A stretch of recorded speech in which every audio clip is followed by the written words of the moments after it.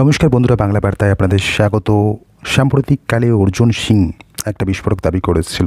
যখন তাকে বৃহস্পতিবার সিআইডি তলব করেছিল, তখনই তিনি একটা বিস্ফোরক দাবি করেন যে রাশিয়া থেকে একটা কেমিক্যাল আমদানি করেছে। কে করেছে? তার আঙুলটা রাজ্যের শাসকের দিকে, যে তিনি দাবি করছেন 4 জনকে গুপ্ত হত্যা করার একটা পরিকল্পনা চলছে এবং সেই পরিকল্পনা করছে রাজ্যের শাসক, এবং সেই কারণেই এই বারবার তাকে সিআইডি তলব করছে। তিনি সেই যে কেমিক্যালটার কথা বলেছেন, যেটা রাশিয়া থেকে স্মাগলিং করা হয়েছে, যেই কেমিক্যালের ন্যূনতম সংস্পর্শে একজন ব্যক্তির মাল্টি অর্গান ফেলিওর হয় এবং তারপরে তিনি ধীরে ধীরে মারা যান। তারপর তিনি এমন একটা দাবি করেন যে একটা ঘটনা 4 বছর আগে ঘটেছে, তার জন্য তিনি এখন অভিযুক্ত হচ্ছেন। এটা অবাক করার বিষয় তার কাছে লেগেছে, এবং তিনি কার্যত এটা বলেন যে তাদেরকে একটা গুপ্তভাবে হত্যা করার একটা প্ল্যান করছে রাজ্যের শাসক। সেই কারণেই এই সমস্ত রাজ্য তদন্তকারী সংস্থা দিয়ে সেই প্রয়াসটা করা হচ্ছে।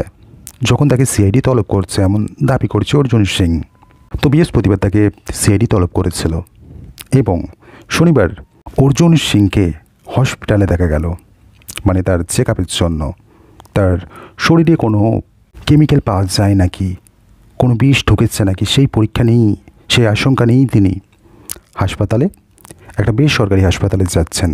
তিনি এরকম একটা আশঙ্কা করছেন যে সিআইডি তাকে জিজ্ঞাসাবাদের জন্য ডেকেছিল, এবং জিজ্ঞাসাবাদ করার সময় চেয়ারে যদি কোনো বিষ ছড়িয়ে দিয়ে থাকে, সেই কারণেই তিনি তার শারীরিক একটা চেক আপ করতে হসপিটালে এলেন।